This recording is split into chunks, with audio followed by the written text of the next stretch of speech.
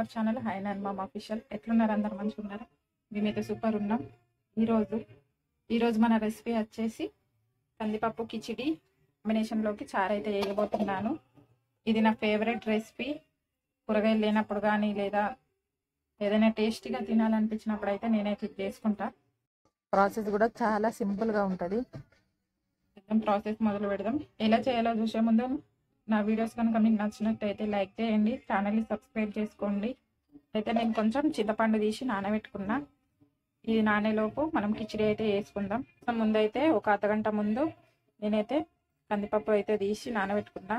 మన ఇష్టం వచ్చినంత క్వాంటిటీ వేసుకోవచ్చు. నేనైతే ఇంత క్వాంటిటీ వేస్తున్నా. 1.5 గ్లాసు బియ్యం కూడా నానబెట్టుకున్నా హాఫ్ అన్ అవర్ ముందే.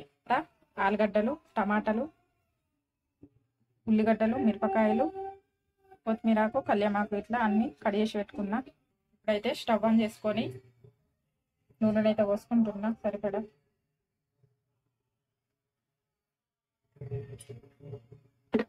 నూనె వేడైన తర్వాత జీలకర్ర, ఆవాలు వేసుకొని అవి వేగిన తర్వాత పచ్చిమిరపకాయలు కూడా వేసుకోవాలి. తర్వాత ఉల్లిగడ్డలు వేసుకొని అయితే మంచిగా వేపుకోవాలి. ఉల్లిగడ్డలు అయితే వేగిన తర్వాత కొంచెం అల్లం కూడా వేసుకుంటున్నా. మీ ఇష్టం, వేసుకునేది ఉంటే ఎల్లిపాయలు వేసుకోవచ్చు, లేకపోతే అల్లం వేసుకోవచ్చు. అల్లం పచ్చివాసన పోయేదాకా వేసుకోవాలి. తర్వాత కొంచెం అంత పసుపు, ఉల్లిగడ్డలు మంచిగా వేగిన తర్వాత పసుపు వేసుకోవాలి. తర్వాత ఆలుగడ్డలు వేసి ఒక 2 మినిట్స్ అట్లా ఫ్రై చేసుకోవాలి. ఆలుగడ్డలు కూడా మీకు ఆప్షనల్, వేసుకుంటే వేసుకోవచ్చు, లేకపోతే లేదు. ఇష్టం ఉన్న వాళ్ళు వేసుకోవచ్చు, లేకపోతే లేదు. నాకు ఇష్టం కాబట్టి నేను వేసుకుంటున్నా. ఆలుగడ్డలు అయితే మంచిగా వేసుకోవాలి. తర్వాత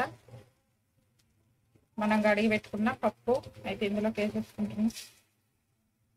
పప్పును కూడా 2 నిమిషాలు నూనెలో వేగి ఇవ్వాలి.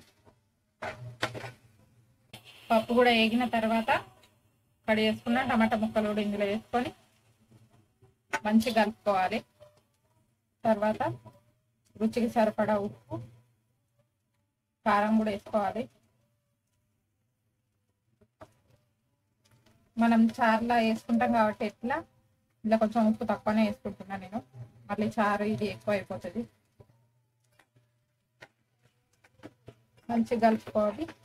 ఒక 2 మినిట్స్ మూత పెట్టుకుందాం. ఇదైతే మంచిగా వేగిపోయింది.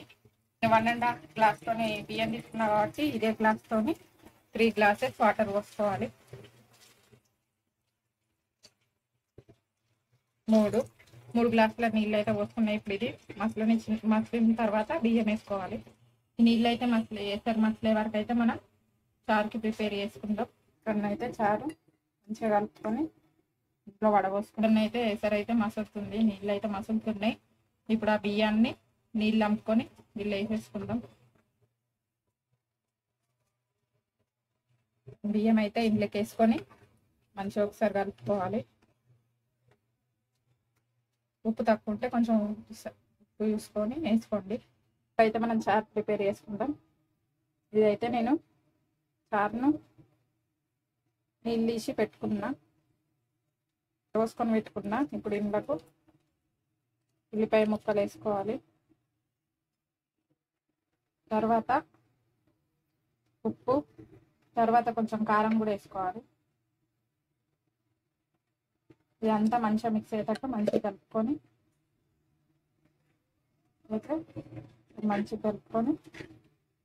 తర్వాత ఇక మర్ర పోసుకోవాలి. ఇదైతే మొత్తం అయిపోతుంది. ఇప్పుడు దీని మీద మూత పెట్టుకొని సిమ్లో పెట్టుకోవాలి మొత్తం ఉడికేదాకా. ఫస్ట్కి అయితే కొంచెం కొత్తిమీర వేసుకొని ఒకసారి కలుపుకొని మళ్ళీ మూత పెట్టుకోవాలి. తర్వాత చారు కోసం అయితే ఇక్కడ గిన్నె పెట్టుకొని గంజు పెట్టుకొని తర్వాత నూనె పోసుకోవాలి. నూనె వేడైన తర్వాత జీలకర్ర, ఆవాలు, ఒక పచ్చిమిర్చి, 4-5 ఎండుమిర్చి ఇట్లా ఉంచుకొని వేసుకోవాలి.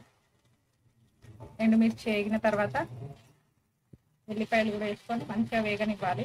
కళ్యామాకు, తర్వాత కొత్తిమీర కూడా వేసుకోవాలి కొంచెం. తర్వాత ఇదంతా మంచిగా వేగిన తర్వాత కొంచెం పసుపు వేసుకొని మంచిగా కలుపుకోవాలి. మంచిగా వేగిన తర్వాత ఎల్లిపాయ ఇట్లా చారు అయితే ఇందులో పోసుకోవాలి.